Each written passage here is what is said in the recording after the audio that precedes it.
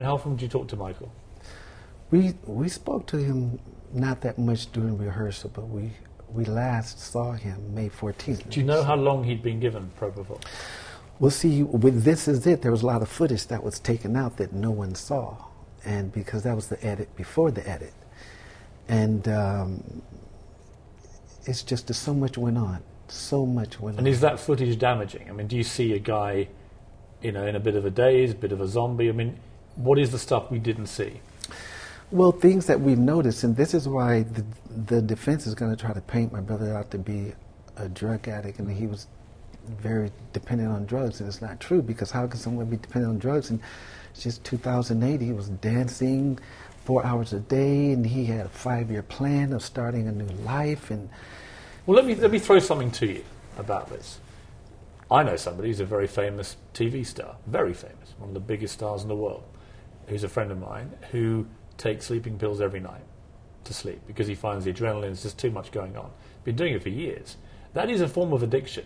I was on Ambien after breaking some ribs for 3.5 weeks once. When I tried to stop, it was like having a form of cold turkey for 2 or 3 weeks.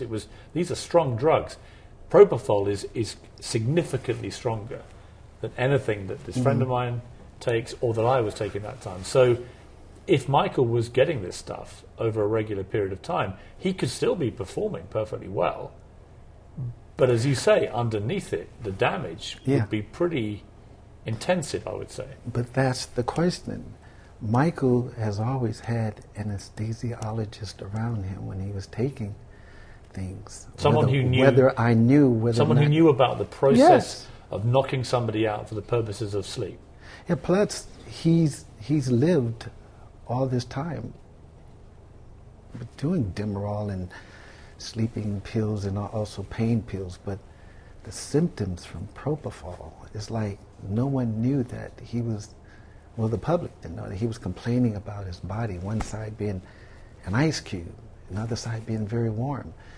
Do you know how long he'd been taking it? Is there any evidence that you've seen? I really don't know, but what is the family's belief? What is the theory that you think about that? Our belief is that we knew he was doing prescription drugs to sleep and pain. And we didn't know about propofol. I just found out about this drug, which I can't even pronounce hardly, but the symptoms, the reason why I want to talk about the symptoms, because if you look at the past tours, we've never heard of these symptoms of Michael Jackson not knowing whether to go right or left when he comes on stage. Who was he telling about the symptoms? No, this the is family? No, these are people that were around him.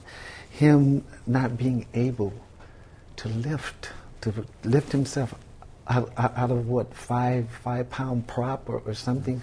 Him repeating himself and him losing just unbelievable weight. And these are signs of toxic in your body.